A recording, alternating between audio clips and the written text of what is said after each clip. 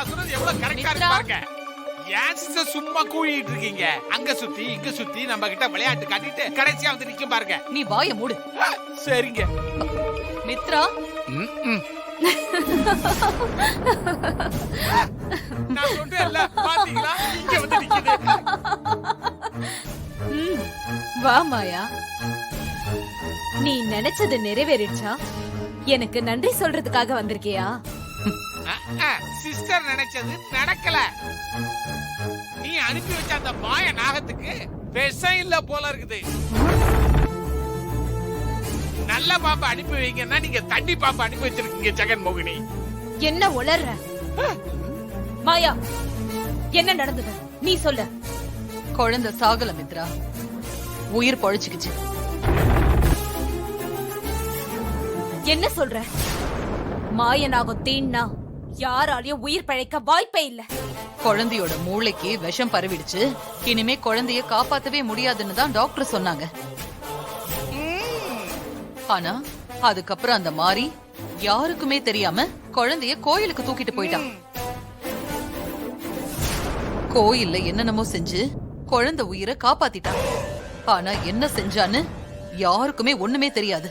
தீண்டின மாயனாகும் திரும்ப வந்த குழந்தையோட உடம்புல இருக்கிற விஷத்தை எடுக்காம குழந்தை உயிர் பிழைக்க வாய்ப்பே இல்ல. ஜெகன் மோகினி, உனக்கே தெரியாம அந்த மாய நாகத்தை மாறி கோவிலுக்கு வரவழைச்சு குழந்தை உடம்புல பரவி இருந்த விஷத்தை எடுக்க வச்சு உயிர் பிழைக்க வச்சுட்டாலோ என்னவோ? இல்ல, அதுக்கு வாய்ப்பே இல்ல. என் மாய சக்தியால உருவாக்குன மாய நாகத்தை நான் அப்பவே அழிச்சிட்டேன். அழிச்சிட்டியா? அதனால நாகம் திரும்ப வந்த குழந்தை உடம்புல இருக்கிற விஷத்தை எடுக்க வாய்ப்பே இல்ல. என்ன சிஸ்டர், ஜெகன் மோகினி வாய்ப்பே இல்லைன்னு சொல்லுது? பாம்பு வராம மாரியால குழந்தை உயிரை எப்படி காப்பாத்த முடியும்? இது எப்படி நடந்தது? அட என்ன ஜெகன் மோகினி, ஒருவேளை எப்பயும் போல மாரிக்கு உதவி பண்ண அம்மனே நேர்ல வந்து குழந்தைய காப்பாத்திருச்சோ என்னவோ? போங்க சிஸ்டர், அந்த அம்மனுக்கு வேற வேலையே இல்ல, இங்கேயே மாரிய சுத்தி சுத்தி வந்துகிட்டு இருக்குது. இல்ல இல்ல, அப்படியெல்லாம் நடந்திருக்கிறதுக்கு வாய்ப்பே இல்ல. ஆனா வேற ஏதோ ஒண்ணு அந்த கோயில்ல நடந்திருக்கு. நமக்கு தெரியாம ஏதோ ஒண்ணு அங்க நடந்திருக்கு. அதுதான் குழந்தை உயிரை காப்பாத்திருக்கு. எனக்கு என்னவோ என்னைக்குமே அந்த குழந்தையையும் மாரியையும் உங்களால ஒண்ணுமே செய்ய முடியாது. மாரிய என்னைக்குமே உங்களால ஜெயிக்க முடியாது. ஆமா ஜெகன் மோகினி. என்ன சொன்ன?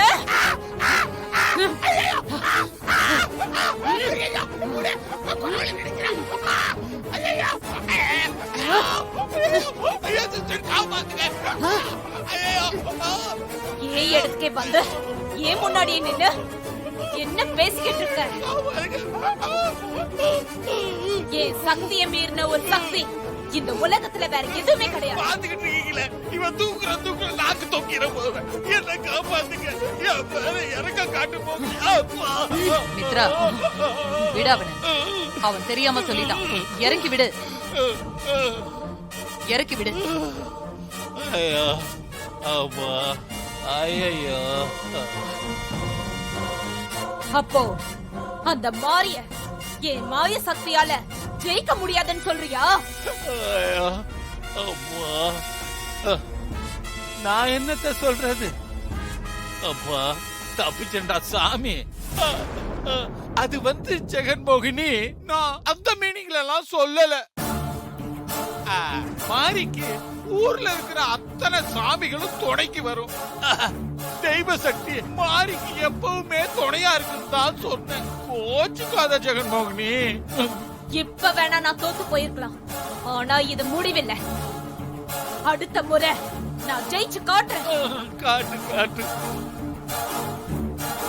மாயா, என்ன மன்னிச்சிரு மாயா. இப்ப நடந்த தோல்விக்கு நான் தான் காரணம். இல்ல மித்ரா, நீ காரணம் இல்ல. ஓ மாய சக்தி மேல எனக்கு நம்பிக்கை இருக்கு. அடுத்த முறை கண்டிப்பா நீதான் ஜெயிப்ப. என் மேல நீ வச்சிருக்கிற இந்த நம்பிக்கைய நான் காப்பாத்துவேன். அடுத்த தடவை அந்த மாரிய கொன்னு அந்த மாரிய விட இந்த மித்ரா சிறந்தவன் இந்த சங்கர பாண்டிக்கு நான் நிரூபிச்சு காட்டுறேன். இதுல நான் ஒன்றும் குறைச்சது இல்ல. ஐயோ சிஸ்டர் கிளம்பலாமா? ஜெகன்மோகினி ரிலாக்ஸ். வா. கோபத்துல போய் தொலை, மறந்துட போ. போகுது. வாயை வச்சுக்கிட்டு சும்மா இருக்கிறது இல்ல. நாளைக்கே வளகாப்புக்கான ஏற்பாட்டை பண்ணுங்க. மாமா கிட்ட சொல்லு ஸ்ரீஜா. மாமா வளகாப்பு நடத்த எனக்கு சம்மதம் மாமா. சரி ஸ்ரீஜா. சூப்பர்.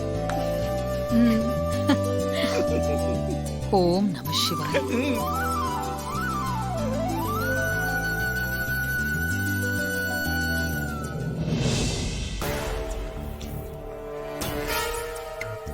மாறி, நான் ஆசைப்பட்ட மாதிரி ஸ்ரீஜாவுக்கு நல்லபடியா வளகாப்பு நடத்த நீ ஸ்ரீஜாவை சம்மதிக்க வச்சதுக்கு உனக்கு ரொம்ப நன்றிமா.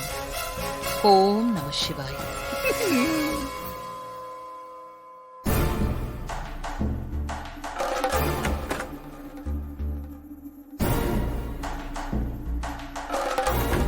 மாதாஜி ஆன்மீகத்திலேயே ஊறி போய் எல்லாருக்கும் நல்லது செய்யறதையே குறிக்கோளா வச்சிருக்கிறாங்க.